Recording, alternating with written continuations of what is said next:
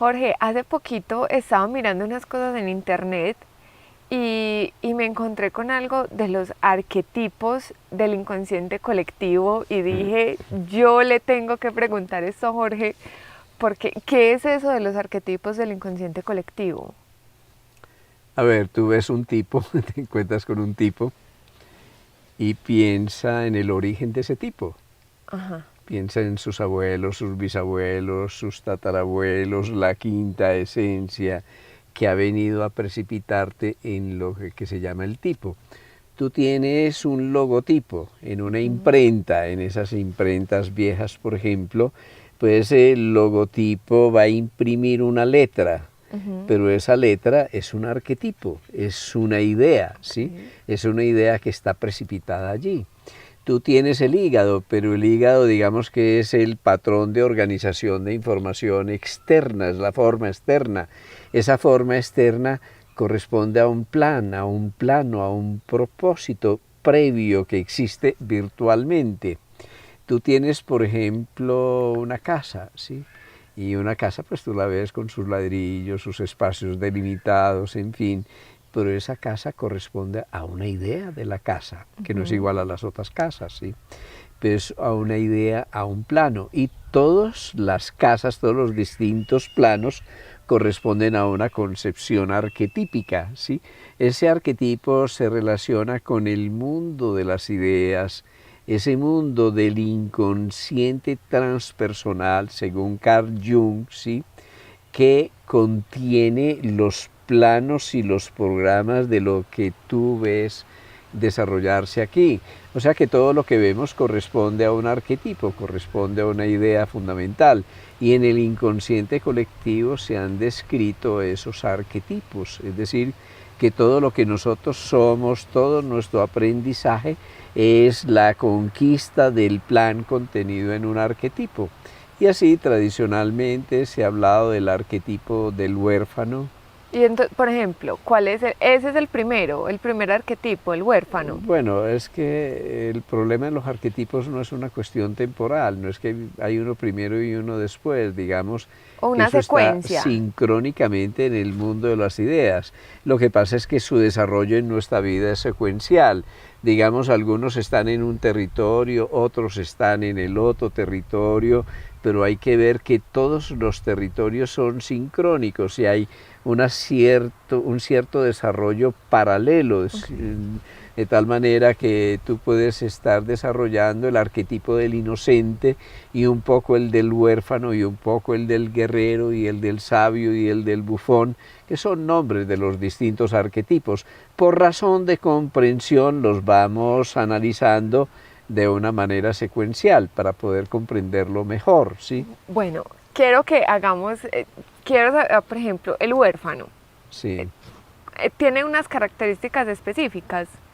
Sí, pero yo no comprendería lo del huérfano sin el hijo, es decir, sin el inocente, aquel que tiene papá y mamá y un día perdió el papá y la mamá. Así Okay. que para hacerlo de una manera muy sencilla, digamos que tú primero crees que vives en el paraíso. El mundo es amplio, ancho, ajeno, tú te caes, pero hay alguien que te recoge. Tú tienes hambre, pero hay alguien que va a saciar el hambre, que va a saciar la sed. Estás triste o lloras y hay alguien que te va a consolar.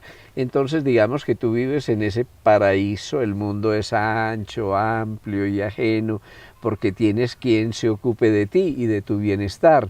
Pero llega un momento en que pierdes el paraíso, ¿sí? Y pierdes el paraíso es muy sencillo. Tú eras la reina de tu casa, porque eras la primera o la hija única, pero después a los 2 o 3 años nace el sanganito que te destrona y pierdes el paraíso. En ese momento, aunque no hayas perdido a tu papá y a tu mamá, vives un sentimiento de Claro. orfandad.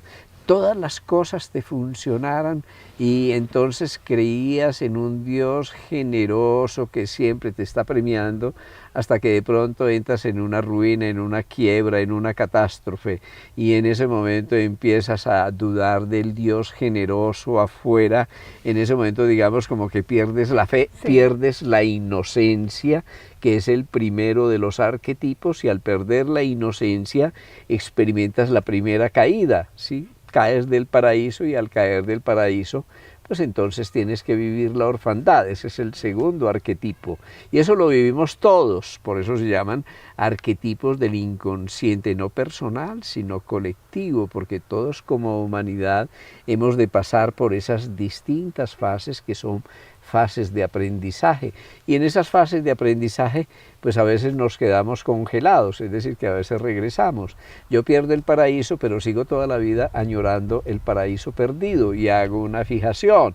Yo pierdo el paraíso de ser amamantado por mi madre y entonces me quedo con el dedo en la boca o desarrollo o desarrollo una tendencia hacia el oralismo, una fijación, o me vuelvo adicto al alimento o adicto a otro tipo de cosas buscando el placer externo que obtenía a través de ese acto sublime de recibir el amor de la mamá convertido en materia, convertido en leche.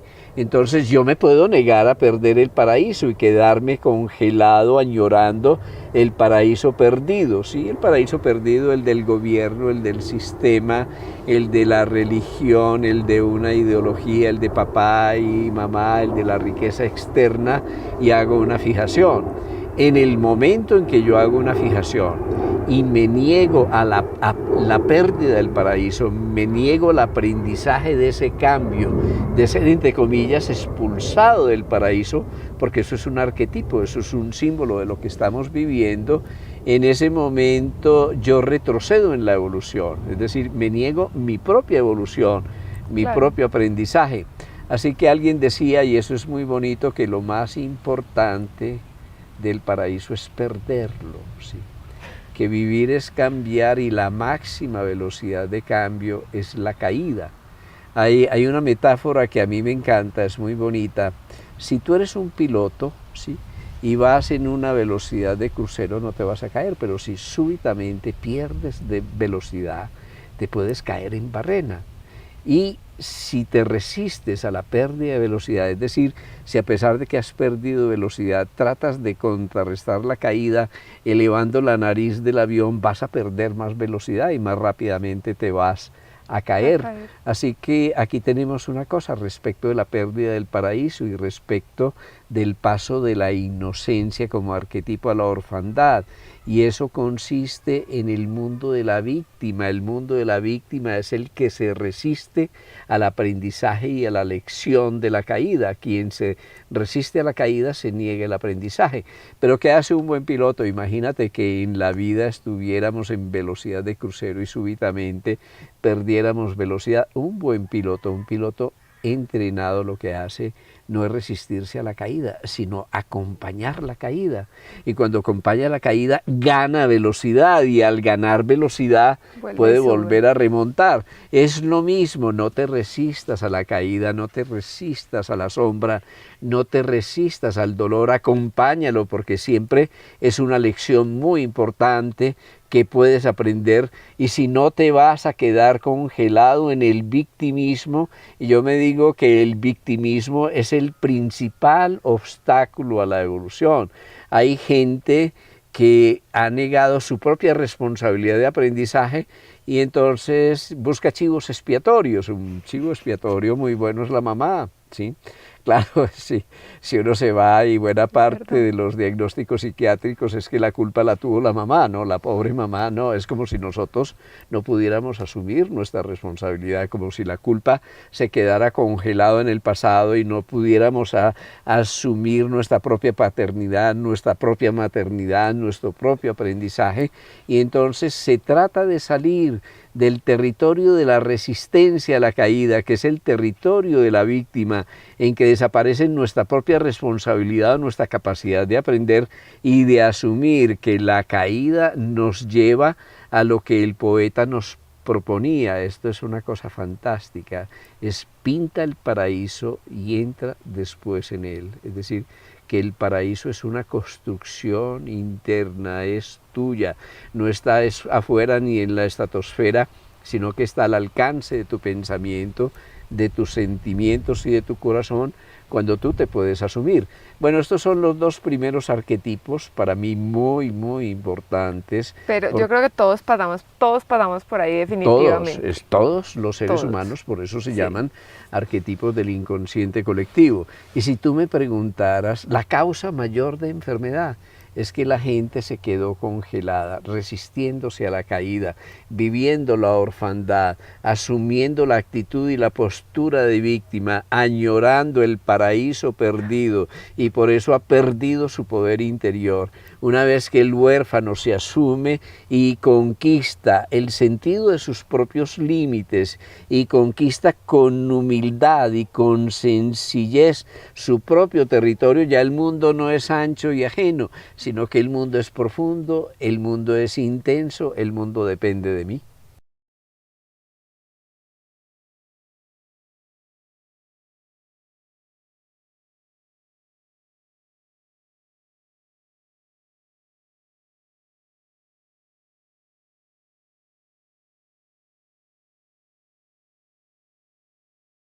En el video anterior estuvimos viendo los dos primeros arquetipos, el inocente y el huérfano. Si no lo han visto, pueden ir a verlo. Acá vamos a continuar con los siguientes. Jorge, ¿cuál es el tercer arquetipo?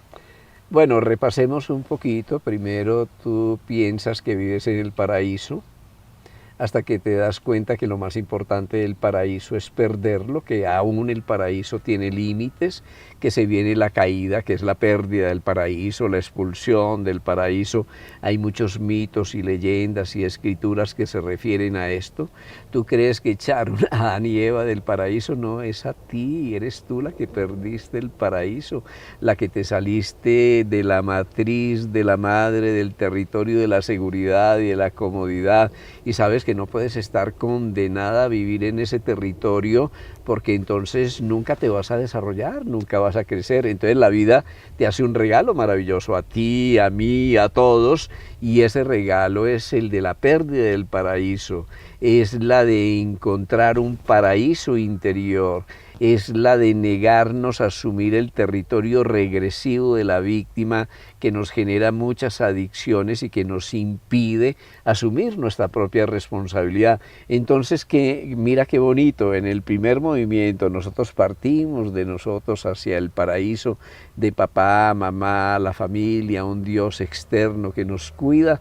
Ya después viene este movimiento, yo lo llamo el territorio de la caída, y desde el territorio de la caída emprendemos el sendero de regreso, ya no un mundo tan amplio y tan extenso, sino al mundo señalado por nuestros propios límites, que es el mundo del inocente, es decir, aquel inocente que ha perdido el paraíso y que ha vivido la orfandad y ha construido un paraíso interior. O sea que nosotros tenemos este movimiento, una ida que nos expande al paraíso externo y un regreso que nos contrae al paraíso interior, y ahí nos afirmamos en el propio territorio de nuestra conciencia, nos podemos expandir, nos podemos contraer, pero desde ese punto de partida que nos autoafirma que somos nosotros mismos, nunca nos vamos a perder.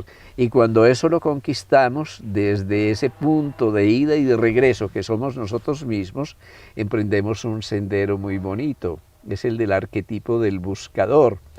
Yo lo comparo con ese hippie que llega a la adolescencia y entonces que se va allí a montar en eso, sí. A echar dedo, como se dice. A echar dedo, sí, a echar dedo, y que se va. Yo los veo todos los días en la consulta, que un día decidieron salir de su casa, irse por Europa, irse por Latinoamérica, y se pasa 6 meses viajando y no saben dónde terminan, y son buscadores genuinos.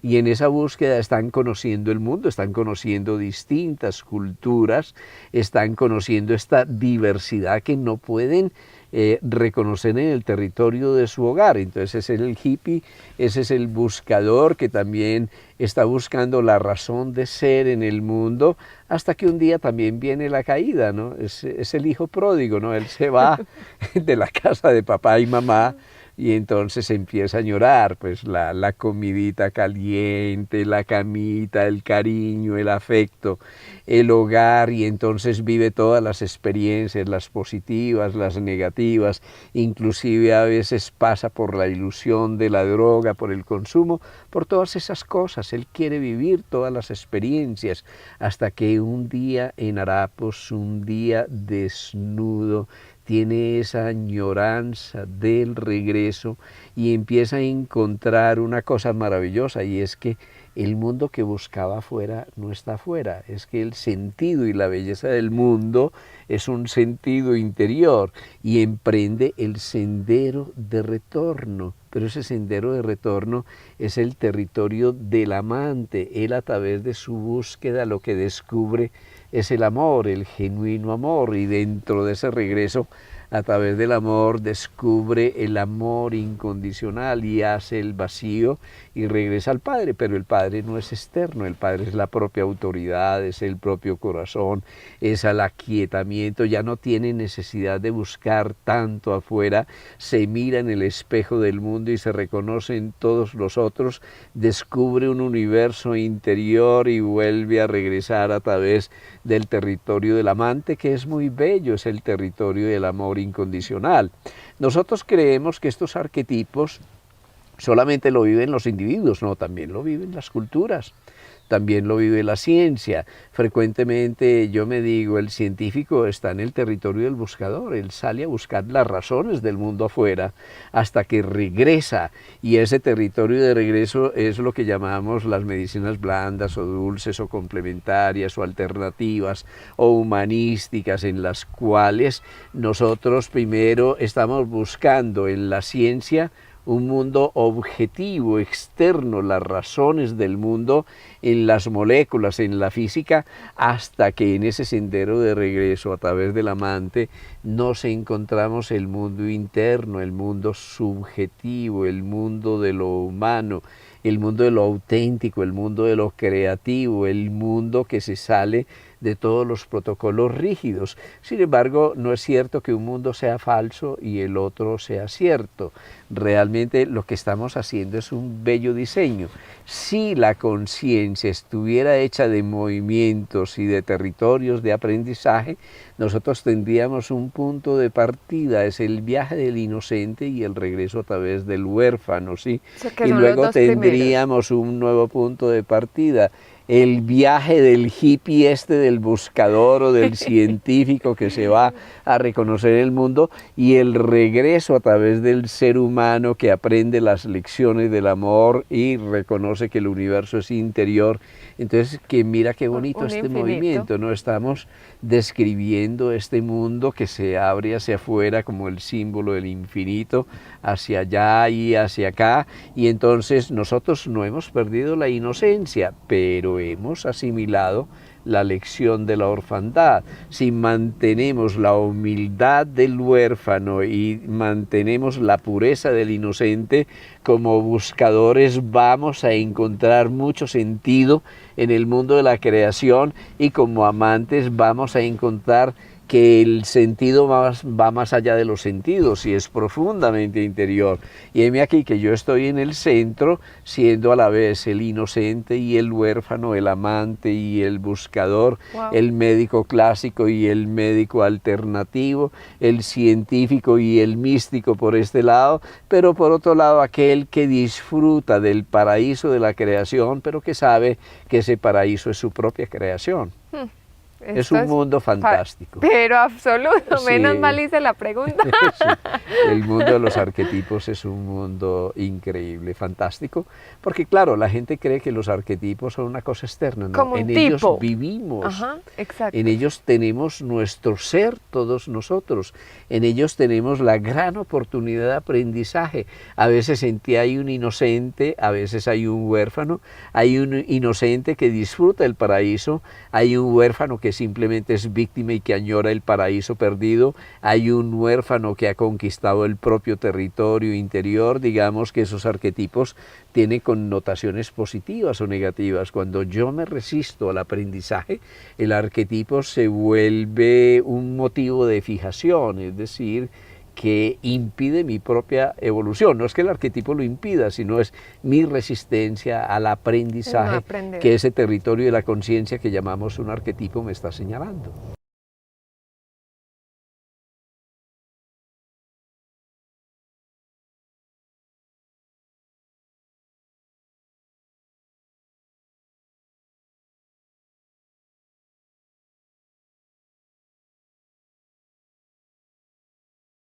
Jorge, llevamos 4 arquetipos. El inocente, el huérfano, el buscador y el amante, ¿cierto? Los que no han visto este video pueden ir a verlo. Acá vamos a continuar con los siguientes arquetipos. ¿Cuál sería entonces ese quinto?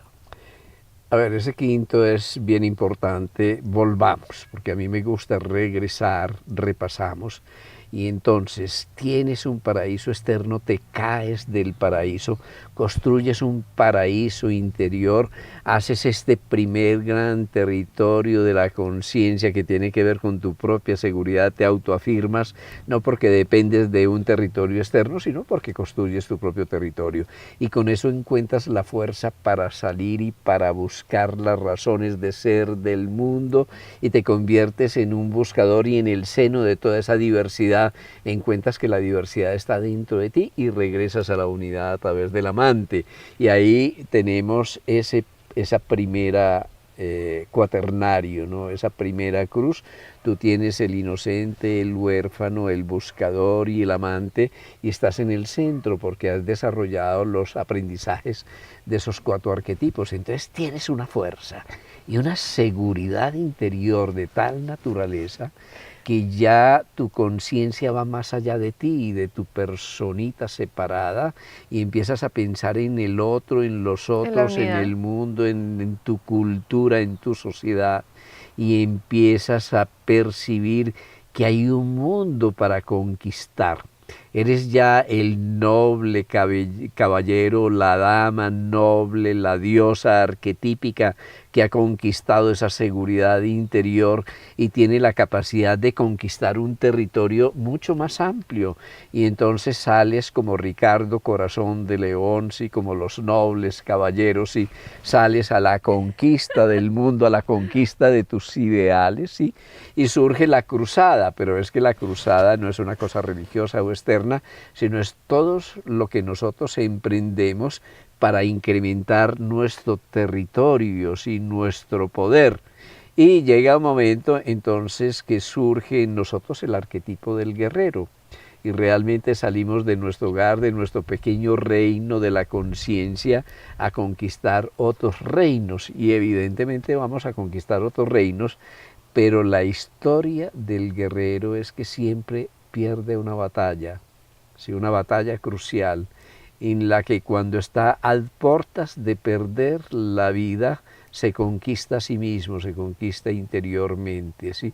Escucha una voz sagrada que es la voz de la conciencia. Esa voz de la conciencia es ¿por qué me persigues, Pablo? Ese es un ejemplo dentro de la religión. Es decir, no me persigas, Pablo, por favor. No, sí. ¿Por qué me persigues, Pablo? Sí. Es decir, ¿por qué se persigue a sí mismo, ¿no? ¿Qué es lo que está haciendo? Conquistando afuera lo que realmente ya posee adentro. Entonces se cae del caballo y cuando se cae el caballo y pierde la batalla, gana la guerra. Gana la guerra es que se descubre a sí mismo, descubre que el reino es interior, descubre la conquista de su propio corazón. Allí en el corazón, eso es anahata en sánscrito, que representa el sonido del silencio. Él escucha esa resonancia, la voz del alma del habitante interior que lo llama a dar aquello que ha conquistado. Y él aprende una lección. Todo aquello que hemos conquistado, lo hemos conquistado para darlo, ¿sí? Esa es nuestra riqueza, es nuestra capacidad de dar. Quiere decir que nosotros realmente no conquistamos nada y no tenemos poder hasta que no nos conquistamos a nosotros mismos. Y si no, el poder nos corrompe, que es el asunto Imagínese, uno grave tratando del de poder. conquistar a otro. Sí. No, la única forma es que uno se conquiste a sí mismo, pero uno se conquista a sí mismo cuando sabe que su máximo poder es el poder de dar. Y entonces surge una cosa maravillosa: cuando el guerrero muere, nace el místico, nace el servidor, nace el bienhechor, y ese es el otro arquetipo.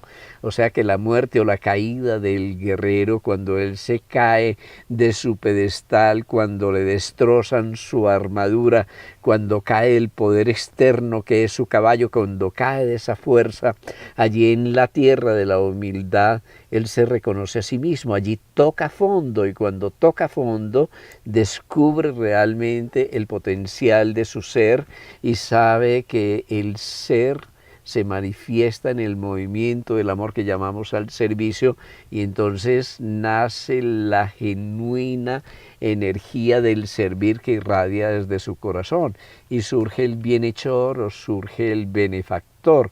Por eso dentro de las grandes tradiciones tenemos gente mala o remala, sí, que se volvió supremamente buena. Por ejemplo, Pablo no era fruta que come mono.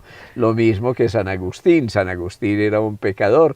Sí. Lo mismo que el yogi Milarepa era un asesino. Sin embargo, todos ellos terminaron siendo santos. Es decir, que detrás de un gran guerrero también existe un gran bienhechor.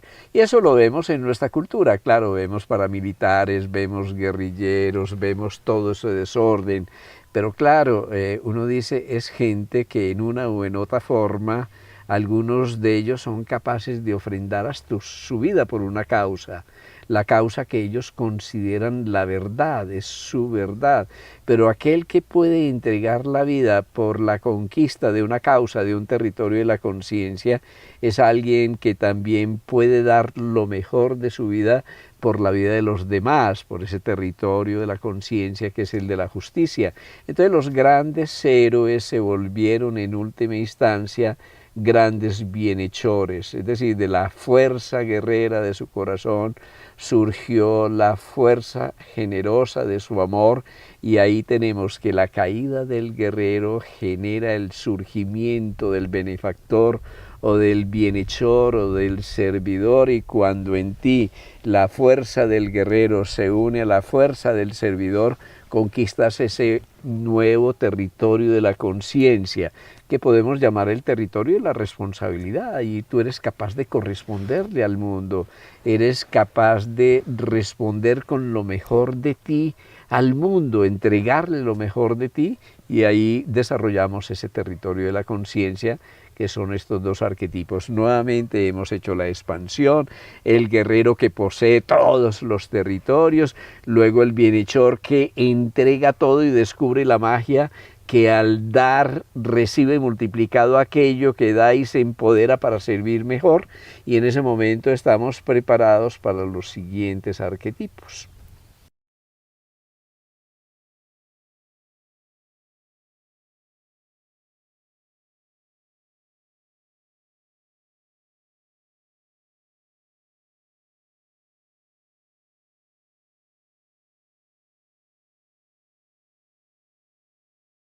Jorge, ya llevamos 6 arquetipos y vienen 2 bien buenos, el destructor y el creador. Entonces, los que no hayan visto los otros arquetipos, vayan viendo los videos para que puedan entender los siguientes.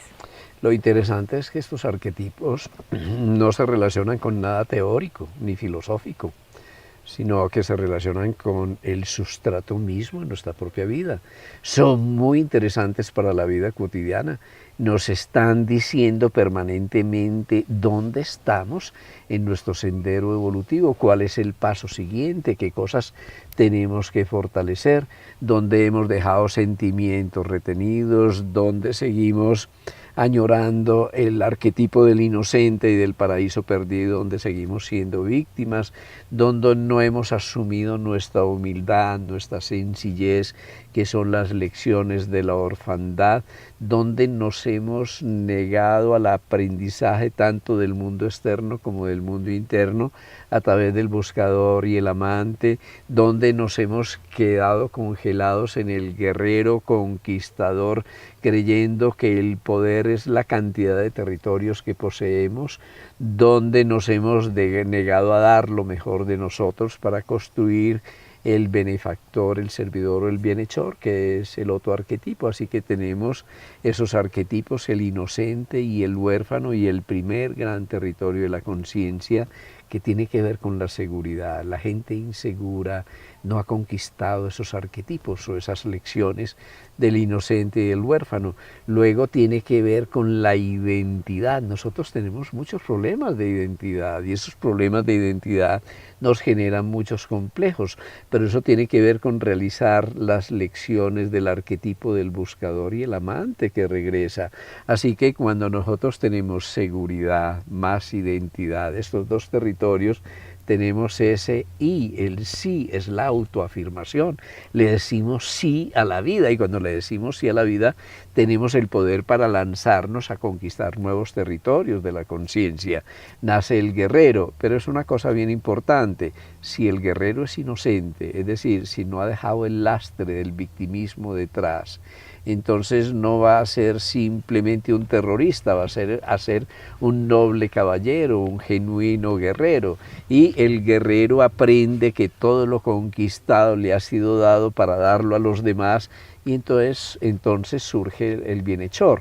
Mira que es muy bonito, ya llevamos 6 arquetipos. Esos 6 arquetipos van a fundamentar el paso siguiente dentro de este universo de los arquetipos del inconsciente colectivo, y ese paso, que es bien doloroso, que es bien estricto, que es como una pequeña muerte programada o autoinducida, es el paso del destructor. El destructor es aquel guerrero bienhechor que de pronto descubre que el problema de la vida no es lo que hace falta, lo que falta, sino que el problema de la vida es todo lo que sobra, ¿sí? Es todo el ruido insustancial, son todas las cosas no esenciales. Entonces él vive interiormente como ese fuego transmutador, en que literalmente quema todo aquello que no es esencial al ser, y destruye, digamos que destruye lo que no es necesario a su desarrollo. Surge el destructor. El destructor es como un dictador que llega y arrasa con todo y destruye todo. Sí, es implacable, en cierta forma es implacable, pero sabe que si hay un edificio que tiene unas fundaciones malas, hay que destruirlo, ¿sí? Que si hay una cosa que no está bien fundamentada, que si hay un bello penthouse, pero el penthouse, el último piso, no está soportado auténticamente sobre nada, pues el edificio hay que derribarlo. Y llega un momento en que el edificio de las apariencias, de la falsa personalidad, del orgullo, de las armaduras, hay que derretirlo y hay que destruirlo, porque eso es como una coraza de apariencias que encierra y que impide la expresión auténtica del ser. Digamos que esa coraza es como un bloque de hielo que nos separa de nosotros mismos, pero ese bloque de hielo no se puede derribar desde el exterior, ¿sí? Porque es muy sólido. Hay que derribarlo desde adentro, encendiendo el fuego interior, el fuego del propio corazón, y así desde adentro y sin riesgo se elimina todo aquello que nos sobra. Yo me digo que es como el pollito que sale de su cascarón. Claro, el cascarón no es el huevo, pero durante un buen tiempo nosotros creemos que el huevo es el huevo y no que incubaba a un ser vivo que tiene alas para volar y que tenía que con su pico blando destruir parte del cascarón para poder escaparse. Pues bien, el destructor descubre que en un momento dado vive en la prisión de su personalidad, ¿sí? En la prisión de su carácter, en esa armadura creada durante tanto tiempo, y sacrifica su personalidad, sacrifica su forma y su apariencia a su esencia. Y en el momento en que él descubre su esencia, una cosa maravillosa, el niño Dios interior, esa quinta esencia, esa chispa del Creador que vive en todos nosotros, esa esencia de universo que vive en todos nosotros, que se empieza a manifestar. Yo digo que este es como el misterio de la crisálida, ¿no? El gusanito cree que es gusano y él jamás se imagina que es una mariposa. pero él tiene que pasar por la muerte de la crisálida, es decir, toda su sustancia literalmente se hace amorfa y se disuelve para que un día aparezca ese milagro del Creador. Es ese milagro del Creador, es que surgimos a nuestra esencia, al alma, y entonces desplegamos nuestras alas y nos separamos de la crisálida, y ahí está el misterio del niño Dios, el misterio de la nueva inocencia, el misterio del Creador que nace en nosotros, que vive en nosotros con el potencial infinito de crear. Ahí realmente nacemos ya no a una identidad externa con nuestro nombre y nuestro apellido, sino a una identidad interna. En ese momento somos auténticos, somos únicos, somos irrepetibles, somos originales, somos como una obra de arte del Creador, somos a imagen y semejanza del Creador. En ese momento accedemos a nuestra genuina humanidad, a nuestro genuino valor, nuestro mayor valor en la vida, que es el valor de crear. El ser humano es un creador, y así entonces tenemos como del guerrero y el bienhechor vamos naciendo a ese fuego del destructor que elimina todas las corazas y las armaduras y toda la caparazón externa para que se revele el embrión interior y podamos nacer a nuestra esencia y desplegar nuestras alas y ser al fin aquello que somos, creadores. Dios mío. Jorge, uno puede, es decir, lo que te entendí ahorita al principio es que todos los arquetipos no es que hacen una secuencia, o sea, digamos que dentro de sí es como una secuencia, pero digamos hay personas que pueden desarrollar un arquetipo sin haber como terminado de solucionar el otro, es decir, alguien puede estar en el destructor pero sin haber de pronto solucionado el inocente. Claro, y es peligroso. Peligroso, el punto de partida es la inocencia. Realmente es regresar a la inocencia, a la pureza, a la sencillez, a la humildad, a la transparencia, a la coherencia, al perdón, a la presencia.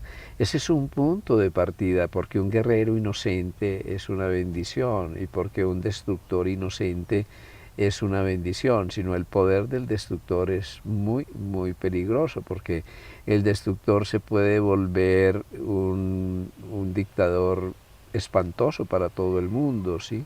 Claro. Así, o el guerrero, ¿sí? o aún un bienhechor que no es inocente, termina generando dependencia, es decir, que él no está ahí para dar, sino para que lo sigan, y obviamente es como una droga.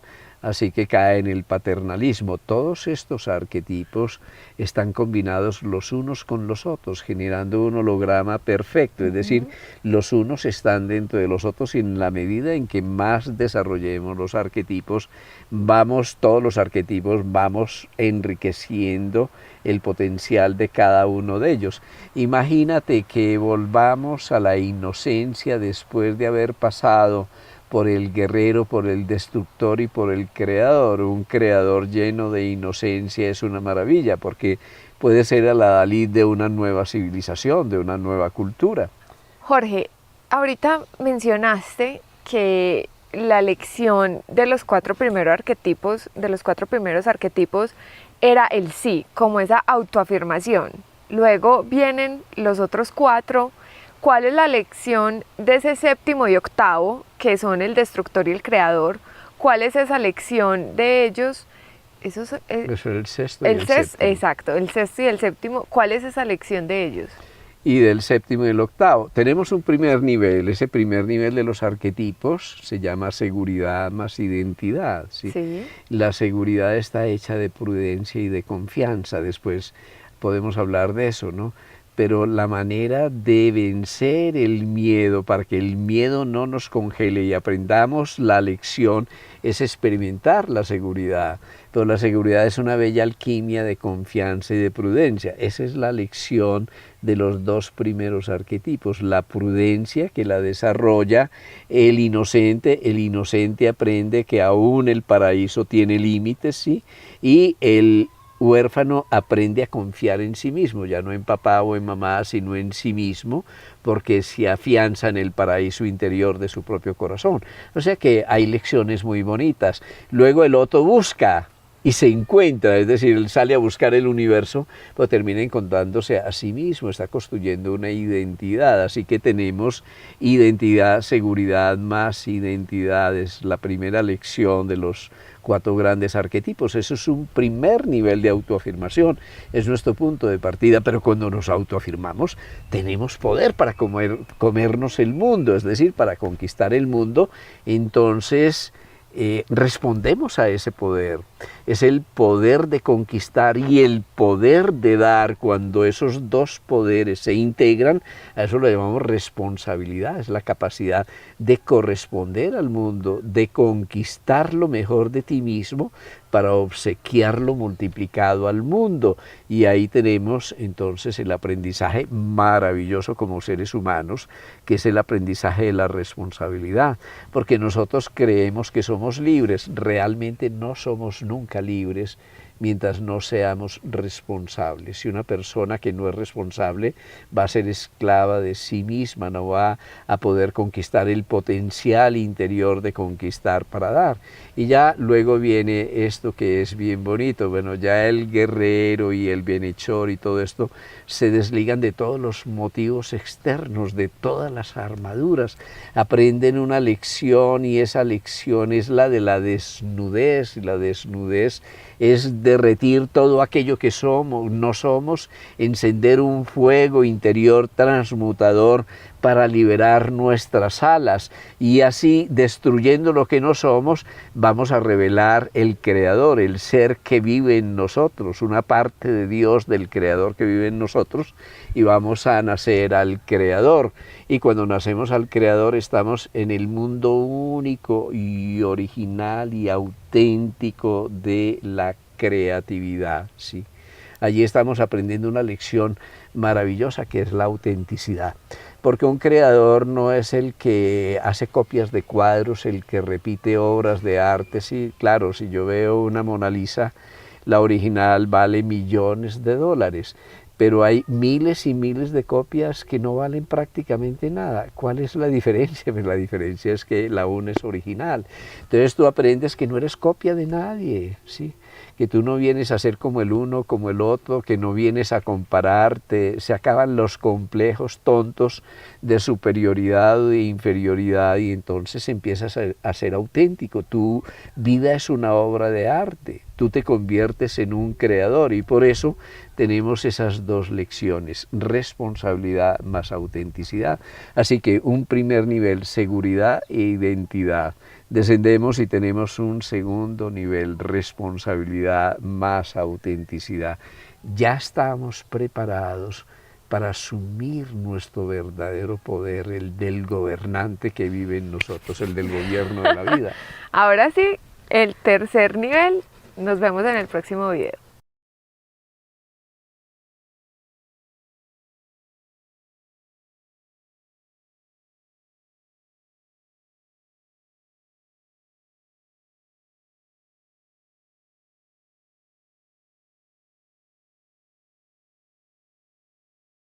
Jorge, vamos a ese tercer nivel.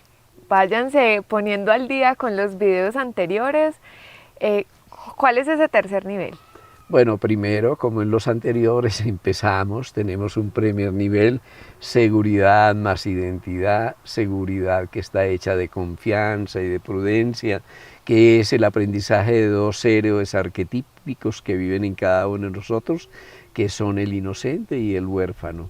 Después de la seguridad tenemos la identidad, y esa identidad es el autorreconocimiento, buscarlos en el mundo, amarnos y reconocernos. Y ese primer nivel es seguridad más identidad, una plena autoafirmación que nos da la solidez para conquistar el mundo. Somos el guerrero, respondemos al mundo, respondemos a nuestro poder, conquistamos el mundo, pero luego reconocemos que ese mundo que conquistamos lo podemos dar y lo podemos entregar, y a eso lo llamamos responsabilidad, que es la conjunción del guerrero y el servidor, o el bienhechor que vive en nosotros. Luego aprendemos la otra lección, que es la de la autenticidad, y en la autenticidad ya no solo tenemos una identidad externa, sino una identidad profunda, nuestra, irrepetible, original, que se convierte en la obra de arte de nuestra vida, que es la creación de nuestra vida, y allí nosotros tenemos el destructor, el que elimina todo lo que sobra, y el creador, el que revela el bello diseño interior del creador que también vive en nosotros, y en este momento ya estamos preparados para asumir el poder del reino interno, porque estamos hablando del reino de la conciencia, es el reino interior, y cuando nosotros accedemos a ese reino interior, conquistamos el poder mental, el poder emocional, el poder de dar lo mejor de nosotros, el poder de administrar justicia, es decir, de equilibrar todos los bienes del reino, el poder de equilibrar todos nuestros cuerpos o nuestros estados de conciencia, el poder que nos da la vida desde la misma vida para poder ordenar el mundo que nos rodea, y ese es el gobernante, ese es el arquetipo siguiente, el noveno arquetipo. Pero resulta que el gobernante... El octavo. Es el noveno, porque nosotros tenemos, acuérdate, cuatro. ¿Cuatro? El buscador. Ah, sí, perdón, sí. El inocente y el huérfano, el buscador y el creador, el gobernante y el bienhechor, el destructor y el creador. Sí, y ahora viene este arquetipo que es el noveno, que es el poder. Ahora por fin vamos a poder disfrutar del poder de ser, porque ahora somos auténticamente lo que somos. Imagínate que yo sea un gobernante sin haber perdido la inocencia, no habría corrupción. Imagínate que yo fuera un gobernante que tuviera conciencia de mis propios límites, eso sería maravilloso. Que yo sea un gobernante que esté afianzado sólidamente en mi interior, porque realmente tengo seguridad, no una seguridad que depende de afuera. Sería un gobernante maravilloso. Además, que yo tenga una identidad, la de mi partido, la de mi gobierno, la de la humanidad, la de mi país, la de mi cultura, no importa, pero que tenga una genuina identidad, y que aquello que yo afirme realmente lo haga desde esa identidad. Imagina que sea un gobernante capaz de conquistar un porvenir para aquellos a los que estoy gobernando, capaz de distribuir con justicia los bienes del reino interno entre todos, de generar ese tipo de equilibrio. Eso sería maravilloso, sí. Total. Pero es que el gobernante siempre, dentro de todas las grandes mitologías, los grandes símbolos de los mitos, de las grandes tradiciones, nosotros tenemos que siempre detrás del rey Arturo está Merlín, es decir, que detrás de todo verdadero gobernante hay un mago, ¿sí? Detrás del faraón nosotros teníamos a aquel que era capaz de decirle del periodo, de interpretar sus sueños y hablarle de las pestes y de los periodos de las vacas gordas y de las vacas flacas, es decir, aquel capaz de ver el horizonte, de ver el porvenir y prevenir el porvenir. Realmente ahí están los dos arquetipos, siempre el gobernante está asociado con el mago, y el mago es el que conoce las leyes del espacio y el tiempo, pero el mago es un símbolo del alma. Digamos que el gobernante es la señal de la personalidad alineada, integrada, es decir, cuando tu campo físico, tu campo emocional y tu campo mental están armonizados, tú puedes gobernar tu vida, pero obviamente para gobernar esa vida realmente de una manera equilibrada, necesitas siempre un Merlín, necesitas un mago, necesitas un consejero interior invisible, y ese mago blanco siempre es el símbolo del alma, de tal manera que cuando el gobernante, que tiene su personalidad fuerte e integrada, se puede alinear con el alma en ese momento, se está considerando, se está conquistando el verdadero poder, que es el poder de ser, ¿sí? Y ese poder está hecho de esas dos cosas. Primero, el poder de construir tu carácter, de tener un buen temperamento y un buen carácter, de tener una personalidad integrada, porque esa personalidad integrada es el instrumento para que el alma, que es el mago, el maestro interior, pueda dar su nota. Y en este momento ya estás preparado para aquello que es la gran conquista de la evolución y la gran conquista de la vida, que es la genuina libertad. Y ahí tendríamos el undécimo y el duodécimo arquetipos.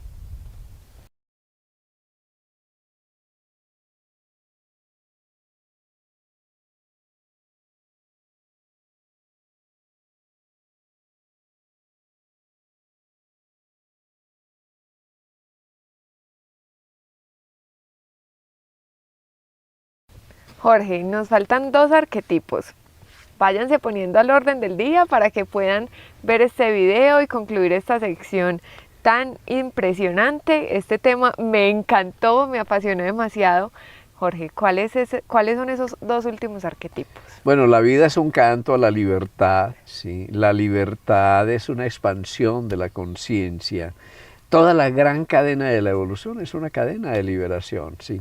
Realmente es bien interesante y paradójico, porque el hidrógeno se libera en el helio y así puede liberar su energía, y así en la tabla periódica de los elementos, en la medida en la que nos vamos sumando, fundiendo con otros elementos, en esa medida vamos ganando energía y vamos ganando niveles orbitales o electrónicos o de conciencia, no importa. Y así es la evolución. De tal manera que hay mucho más libertad en un ser humano que en una roca, obviamente. Hay más libertad en una planta, más belleza, más armonía que en una piedra preciosa, por ejemplo. Hay más libertad en un animal que ha conquistado el movimiento propio, y hay más libertad en el ser humano, cuyo movimiento ya no solo es el movimiento externo, sino que son alas de su pensamiento. Si viéramos toda esta cascada de la evolución y la cascada de la vida humana, en la medida en que tú evolucionas y expandes tu conciencia y vas aprendiendo la lección de los arquetipos, en esa medida alcanzas más libertad, pero en la medida en que tú alcanzas más libertad, disfrutas más, ¿sí? Das más de ti, haces más felices a los otros, eres más interdependiente. Es bien bonito, porque la esencia de la libertad no es la independencia, es la interdependencia, es algo muy diferente. Así que nosotros hemos surgido del gobierno interno y externo de la vida, pero cuando todo esto se acaba, ¿qué surge? Surge el más bello de los arquetipos del inconsciente colectivo, que para mí es el bufón. El bufón es aquel que no se da tanta importancia, aquel que es capaz de reírse de sí mismo, pero como el sí mismo está en todos los héroes arquetípicos, pues digamos el bufón es el que es capaz de hacerle un chiste flojo al gobernante y reírse de él sin que lo condenen al paredón, ¿sí? Sí. Y es aquel que es capaz de reírse del guerrero sin que le corten la cabeza, ¿sí?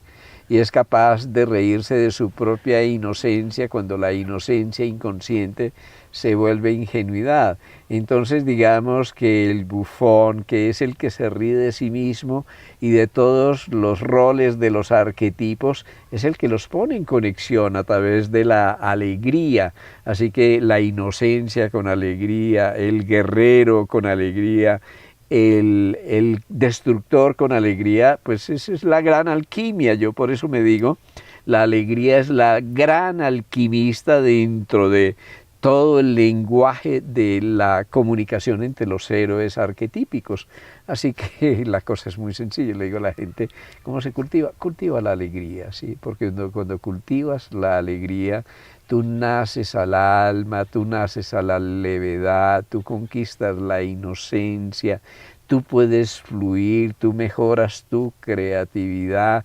En la alegría la gente vuelve a ser como un niño, la gente vuelve a ser original. Un gobernante alegre, un médico alegre, un cantante alegre, un ser humano alegre nos genera una atracción magnética enorme porque es una persona bella, y es bella porque es capaz de reírse desde su propio corazón. Su risa es auténtica y su alegría es auténtica, no es simplemente una máscara. Y eso se relaciona con el buen humor. Es que nosotros vivimos en nuestros humores. Nuestros estados de humor son nuestros estados anímicos y están determinando también nuestra química. Entonces, si nosotros cultivamos, porque eso se cultiva, la alegría, si cultivamos el buen humor, ya nosotros estamos naciendo al bufón.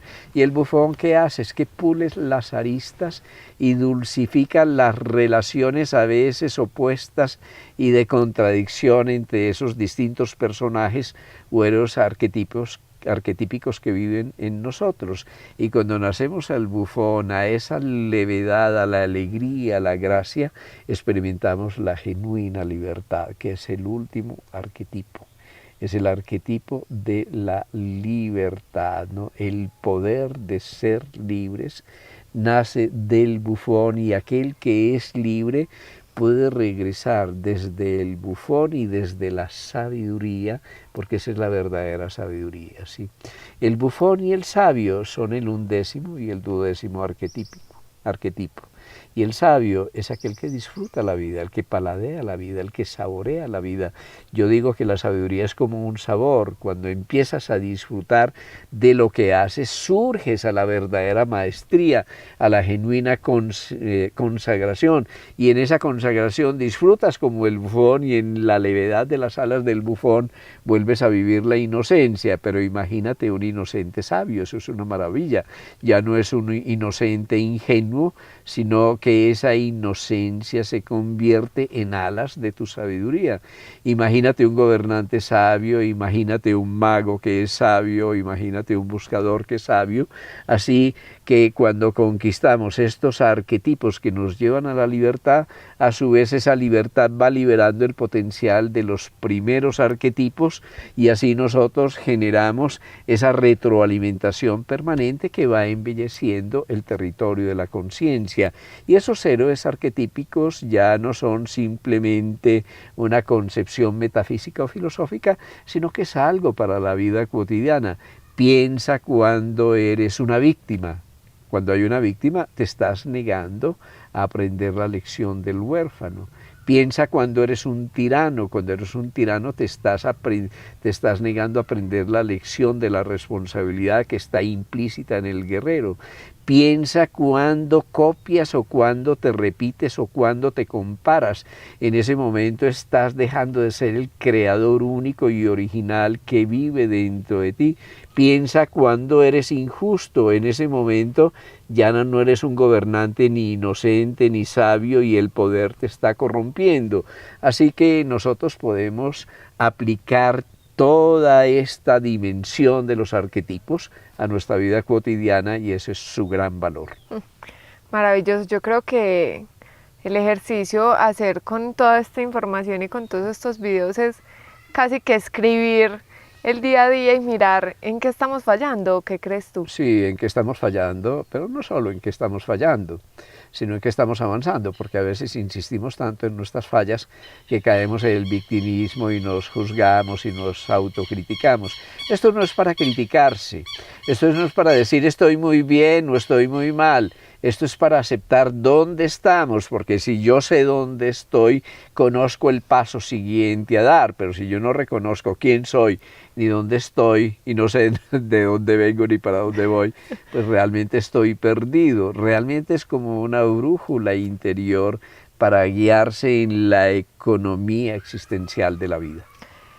Jorge, ¿cuál sería la recomendación desde tu punto en cómo hacer este análisis con toda esta información? Creo que sería como desde la humildad y dejar el ego como a un lado para reconocerse en los estados realmente que son.